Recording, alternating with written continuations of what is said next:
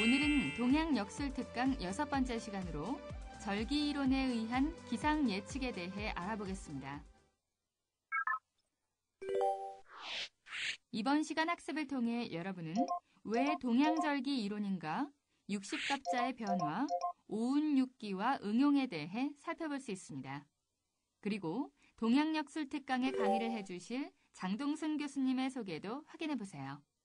그럼 본격적인 학습에 들어가 볼까요?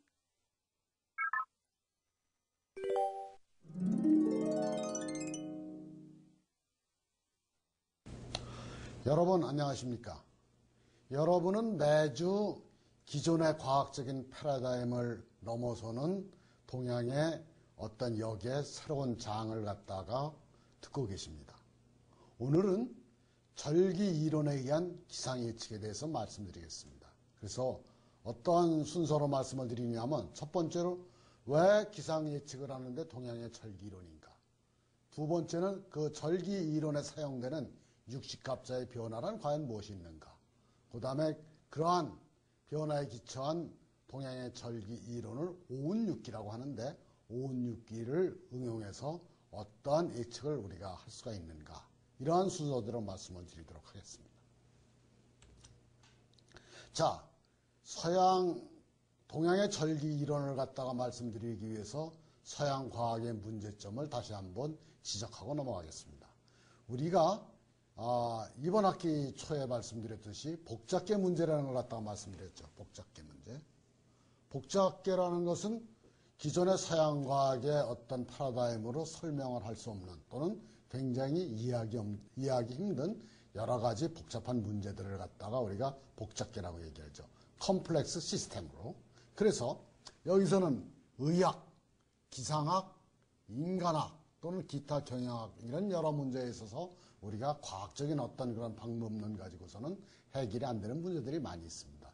그 대표적인 예가 1977년에 발표된 미국 상원의 맥거번 특별보고서가 있는데, 이것은 미국의 심각한 의료 시스템의 재정 적자 문제를 갖다가 적시해서, 그런 미국의 의료 문제의 가장 심각한 문제점이 뭐냐면 영양 문제라고 얘기를 했던 거죠.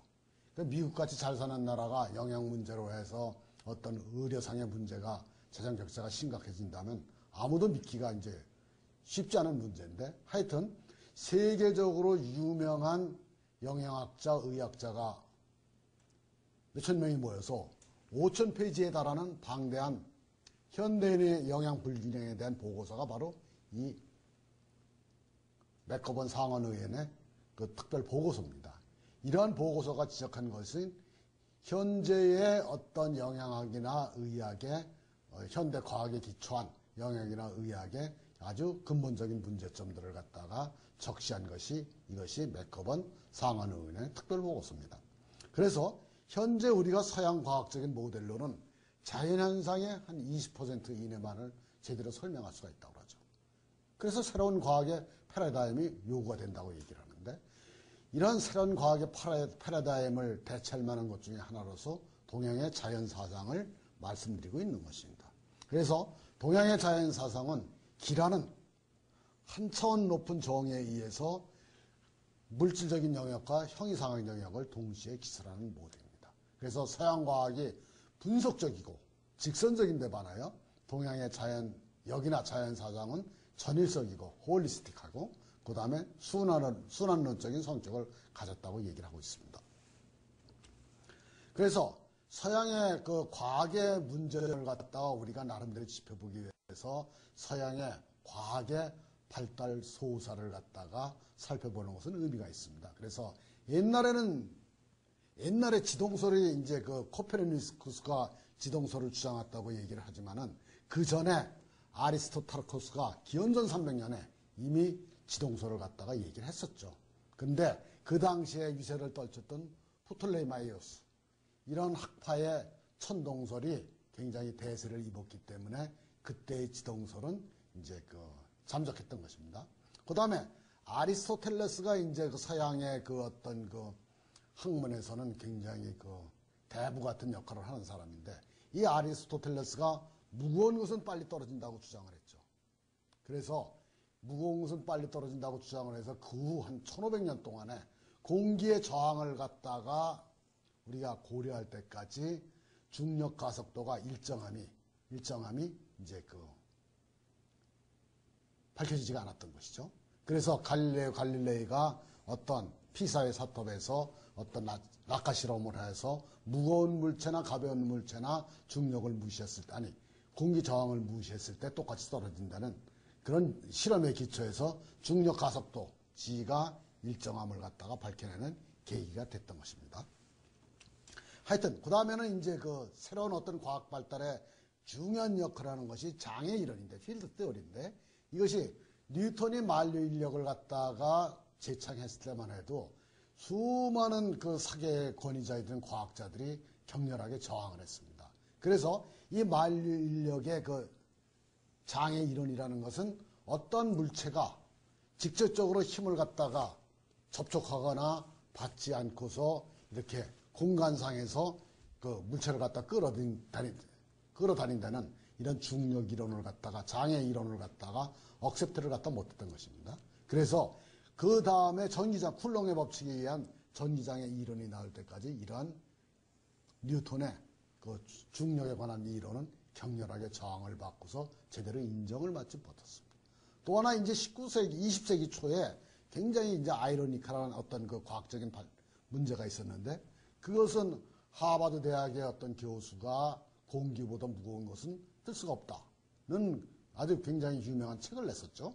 그때 이제 라이트 형제가 이 비행기를 갖다 띄웠죠. 양력에 의해서, 리프트 포스에 의해서 띄웠는데, 그 당시에 이것이 떴다는 기사가 지방 방송국이나 매스컴에서 아주 그 아이러니컬하게 부정적으로 보도가 됐던 그런 사실이 있습니다. 그래서 이렇게 과학의 발달은 새로운 어떤 그 장애 이론이라든지 어떤 그 양력이라든지 이런 새로운 것이 일어날 때마다 그 전에 아주 절대적으로 믿고 왔던 어떤 진리들이 하나씩 이렇게 무너져 내렸던 것입니다.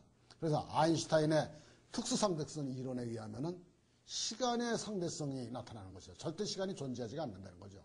그래서 시간이라는 것은 우리가 나중에도 몇 번을 말씀드리겠지만은, 시간이라는 것은 우리가 얼마나 빠른 속도로 움직여가고 있느냐에 따라서 시간의 축척이 달라진다는 것이죠. 그 다음에 에너지와 물질의 등가라는 이런 아주 훌륭한 그런 법칙들을 갖다가 해서 어떤 원자 핵 발전, 원자 폭탄의 어떤 이론적인 기초가 된 것이죠. 그 다음에 이제 그 1900년도 초에 막스 플랑크의 그 블랙바디 레이션이죠. 흑체 복사에 의해서 어떤 에너지가 한 덩어리씩 해서 이렇게 디지털적으로 디스크리트하게 존재한다는 것이 양자론입니다. 그래서 이러한 양자론은 우리가 동양역학에서 시간과 공간이 자시하고 축시가 따로 떨어져서 아주 두 개가 분명히 다른 어떤 에너지라는 것을 갖다가 우리가 내세우게 된 어떤 근거가 되는 것이 이런 양자론입니다. 그래서 이렇게 과학의 발달할 때마다 우리가 가지고 있던 기존의 어떤 그런 관념이나 사고 체계가 하나씩 넓어지는 이런 그 사례가 되었던 것이죠. 그런데 이제 우리가 현대의 어떤 그 과학에서 과연 동양의 역학이 이런 새로운 지평 또는 새로운 패러다임을 여는 하나의 어떠한 그 훌륭한 이론이 되는지 하는 것을 갖다가 우리는 이 학과, 이 과목에서 주장하고 있는 것입니다. 그래서 그러면 동양과 서양의 기상예측 방법을 갖다가 잠깐 비교해 보도록 하겠습니다. 그런데 이게 이제 가장 중요한 것 중에 하나는 서양의 이 인공유성이나 슈퍼컴퓨터에 의한 기상예측은 열흘 이상의 장기 예보가 가능하지 않습니다. 그것은 왜 그러냐면 어떤 카오스라든지 나비 효과라든지 어떤 기상예측을 갖다가 하는 슈퍼컴퓨터의 어떤 그 절삭, 오차, 트랑케이션 에러 이런 것 등에 의해서 우리가 그 서양의 과학적인 방법은 10일 이상의 신뢰성이 있는 그 예측이 가능하지가 않다는 것입니다. 그 반면에 동양의 절기 이론이라는 것은 60년 주기의 어떤 어떠한 그 기상인자가 기상의 속성이 순환한다는 이론입니다. 그래서 이러한 내재된 기상인자가 어떤 식으로 발현될지는 무슨 온난화 효과라든지 그 지역의 어떤 환경적인 인자 또는 위도가 얼마나 높으냐 낮으냐에 따라서 이제 좌우가 되는 것인데 같은 조건이라 하더라도 그래서 1년 이상의 장기 예보가 가능하고 그러나 이제 이때 동양학의 어떤 그 절기 이론에서는 단지 정성적인 예측만 가능한 거죠. 그래서 우리가 이 서양의 어떤 과학적인 기상 예측 방법과 동양의 그 절기 이론에는 예측은 각각이 나름대로의 장점과 단점을 갖고 있기 때문에 우리가 동서의학을 갖다가 합진을 하듯이 우리가 이러한 그 기상 예측에서도 서양 과학적인 방법과 동양의 절기 이론적인 방법을 갖다가 우리가 서로 합해서 장점을 갖다가 취하게 되면은 매우 정확한 기상 예측을 갖다가 할 수가 있다는 것입니다. 그래서 그러면 동서양의 계절 이론이 어떻게 틀린 것인가 하는 것을 갖다 좀 더 구체적으로 생각해 보기로 하겠습니다. 그러면 우리가 일단 여기서 한번 생각을 한번 해보죠. 봄이라면 뭡니까? 봄이 되면은 봄을 갖다가 봄의 기상이나 날씨를 갖다가 좌우하는 인재가 태양과 지구가 떨어진 거리와 태양이 지구를 비추는 그 각도, 태양이 지구를 비추는 이 각도가 고도가 이제 굉장히 중요한데, 그러면 예를 들어서 춘분이 되면은 지구와 태양의 거리와 그 다음에 태양이 지구를 갖다 비치는 이 각도가 굉장히 똑같은데, 매년 똑같은데, 왜 봄만 되면은 봄의 날씨가 매년 그렇게 틀려지는가 한 것이죠. 그래서 지난 20년에 대한민국의 기상을 보더라도, 20년의 기상을 보더라도 매년 봄의 기상이 현격하게 차이가 났던 것이죠. 그렇다면은 고도와 거리가 같은데도 불구하고 이렇게 기상인자가 현격하게 차이가 난다 그러면 태양과 지구의 거리와 고도 외에 다른 인자가 존재한다고 생각하는 것이 보다 합리적이라는 것이죠. 그렇다면 동양의 운기론이라는 무엇이냐? 동양의 운기론은 서양의 계절 이론은 봄, 여름, 가을, 겨울 네 계절로 분류를 하죠. 그리고 봄이 되면은 일반적으로 우리가 예측할 수 있는 것이 따뜻하고 봄바람이 분다는 것입니다. 이것이 우리가 서양의 어떤 과학적인 계절 이론에 의해서 우리가 예측할 수 있는 전부입니다. 그런데 동양의 운기론은 1년을 10개의 디지털적인 양자적인 특성으로 가진 구간으로 나눕니다. 10개로 나누는 거죠. 그래서 이게 양자적인 구간이라면 10개의 구간이 이렇게 있으면은, 이렇게 10개의 구간이 있으면은 1구간과 2구간의 성질이 그러니까 칼로 벤듯이 이 날짜를 갖다 지나가게 되면 1과 2의 기상의 상태가 현격하게 변한다는 것이죠. 그래서 예를 들어서 어느 때까지, 예를 들어서 춘분까지 비가 오다가 춘분이 지난 다음에 갑자기 따뜻해지고, 춘분까지 추웠다가 춘분이 지난 다음에 갑자기 따뜻해지고, 이런 것들이 양자적인 어떤 그 특성이라는 것이죠. 그래서 이쪽 구간과 이쪽 구간에, 그래서 이렇게 양자적으로 굉장히 그 계절 특성이 다른 그런 구간이 10개의 구간이 존재한다는 것입니다. 이것이 첫 번째고, 그 다음에 동양의 운기론에서는 봄을 어떻게 정의하느냐? 봄은 이렇게 그냥 봄 따뜻하고 봄바람이 분다고 이렇게 상식적인 선에서 정의하는 것이 아니고, 매년 봄이 되면은 2020년 봄, 2021년 봄, 지금 당장이라도 이제 2020년 봄이나 2021년 봄이 어떠할 것이라는 걸 말씀드릴 수가 있는데, 어떤 봄, 어떻게 정의를 하냐면, 그때마다 따뜻한 봄, 추운 봄, 건조한 봄, 습한 봄, 바람이 강한 봄, 이렇게 봄의 어떤 기상의 특징을 갖다가 구체적으로 적시할 수가 있다는 것이죠. 예를 들어서 어떤 해는 겨울에 수분이 굉장히 습기가 많은 눈이 내리는 갑은, 어떤 해 겨울은 쌀에게 눈만 나르는 겨울이 있고, 이렇게 겨울의 특성이나 눈의 특성을 갖다가 우리가 구체적으로 정의할 수가 있는 것이 동양의 운기론이라는 얘기죠. 그래서 이 동양의 운기론이 그 사실 여부는 우리가 더 따져봐야 알겠지만은, 맞고 안 맞고는 그 다음 차치해 놓고라도 이렇게 10개의 양자적인 구간으로 나누어지고 그 다음에 각 구간마다 계절의 특성을 갖다가 날씨나 기상의 특징을 갖다가 구체적으로 우리가 언급할 수 있다는 것이 동양의 그 기상 계절의 그 모델이 굉장히 우수한 면이 있다는 것입니다.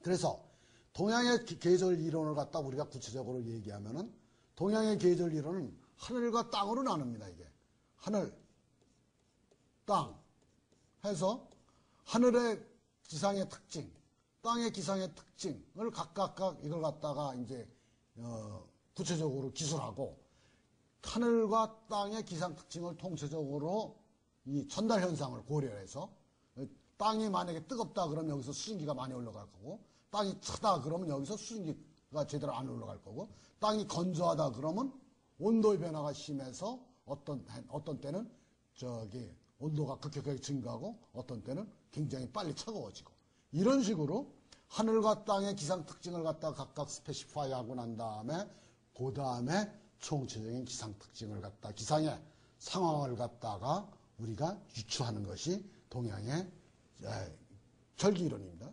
그래서 좀 더 구체적으로 말씀드리려면 하늘에는 5가지 기운이 있고 이걸 갖다가 오운이라고 합니다. 5가지 운.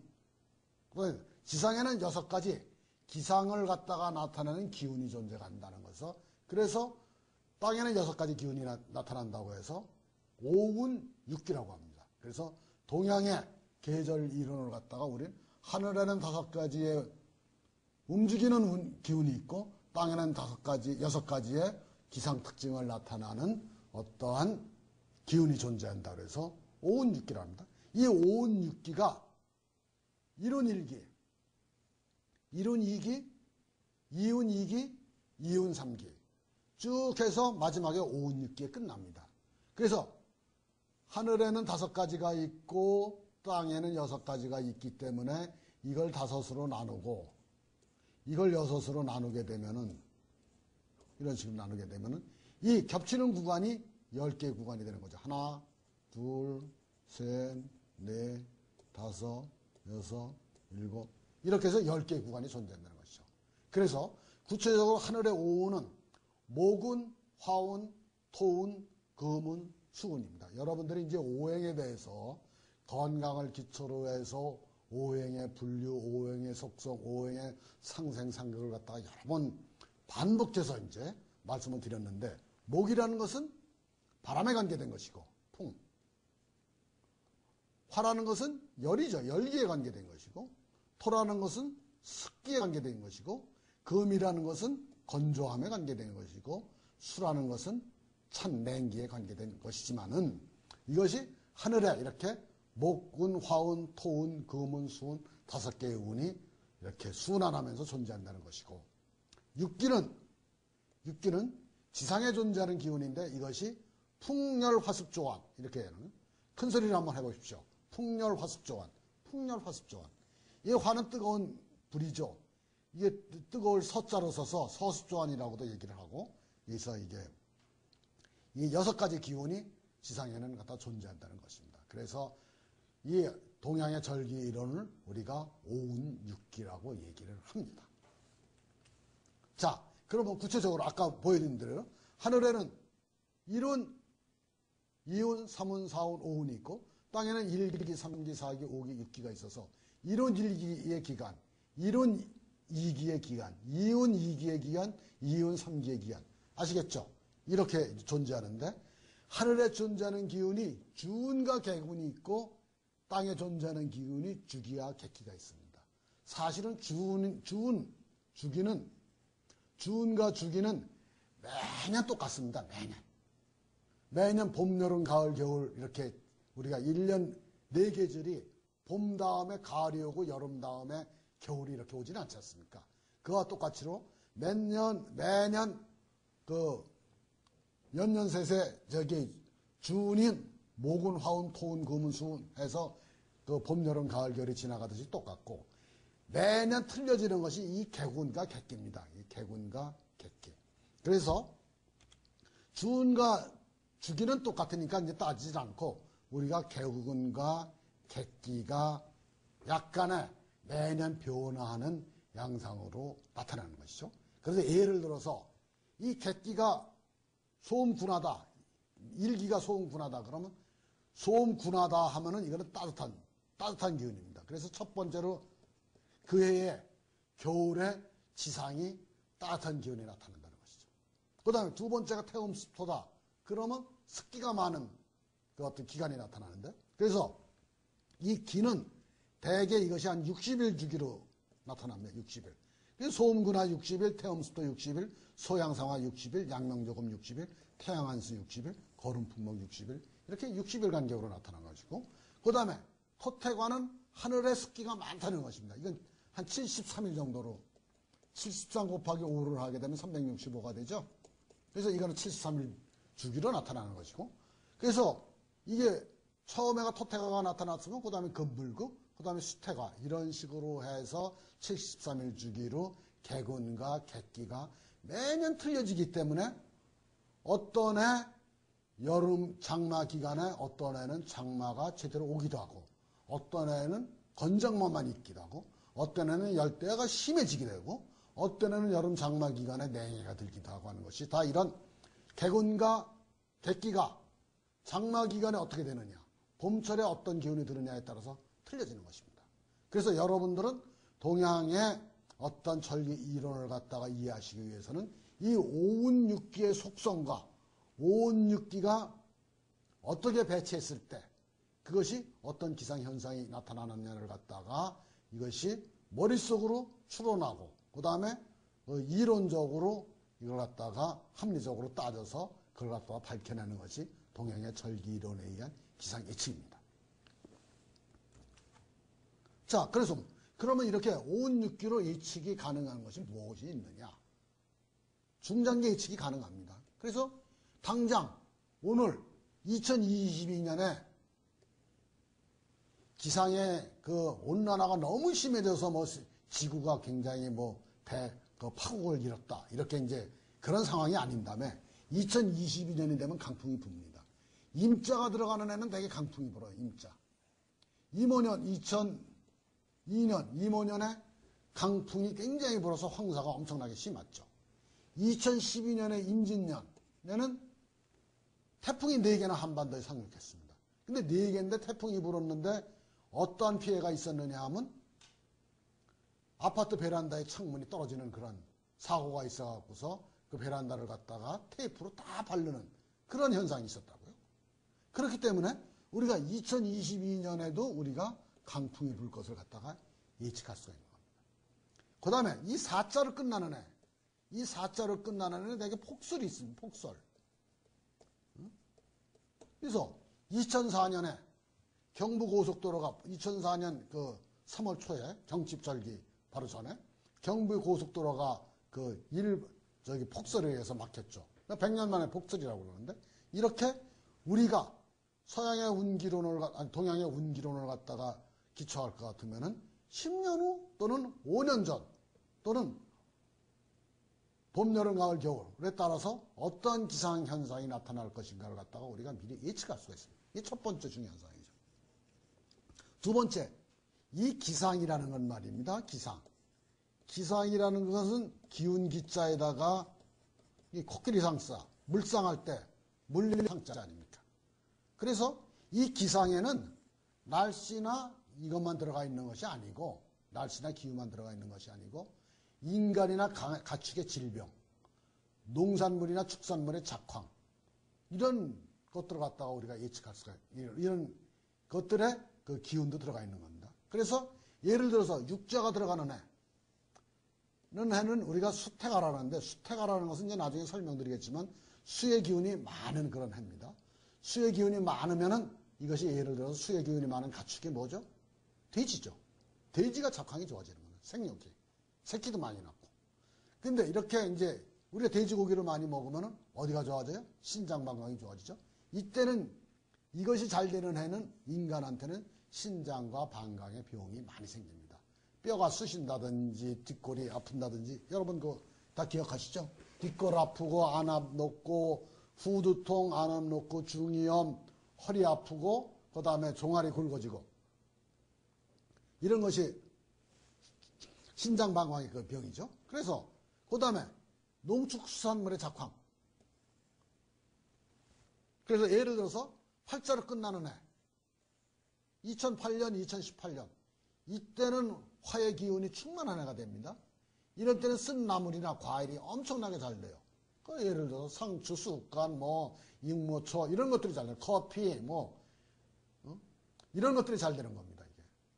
그래서 우리가 이렇게 동양의 운기론을 갖다가 배울 것 같으면은 기상 경향뿐만 아니고 농축산의 경향, 그 다음에 수많은 어떤 그 세계적인 질병 이런 것들에 대해서도 굉장히 차원 높은 안목을 가질 수가 있는 것입니다.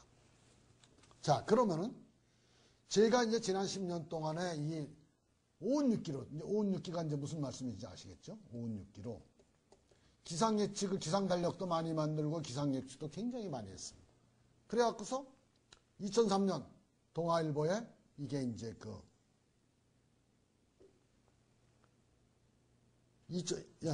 2003년 동아일보에 어떤 기사가 났느냐 하면 2003년도 기상을 갖다가 제가 예측했는데 1년 내내 비가 온다고 예측을 했습니다. 이때 이게 정확하게 맞아갖고서 동아일보에 굉장히 대서특필 던 적이 있고, 그래서 이렇게 해서 수많은 매년 이렇게 이제 기상 예측에 대해서 그 기상 예측을 해서 적중한 사례가 매스컴에 굉장히 이제 많이 나타났다는 것이죠. 그러니까 여러분들도 이러한 기상 예측 운기론을 갖다가 굉장히 그 정확하게 이해를 하신다면 여러분들도 당장 내년에 기상 예측을 갖다가 내년에 그 60갑자만 갖고서 예를 들어서 갑오년이면 갑오라는 글자를 갖고서 그 다음에 을묘년이면 을묘라는 글자를 갖고서 이렇게 예측할 수가 있는 겁니다.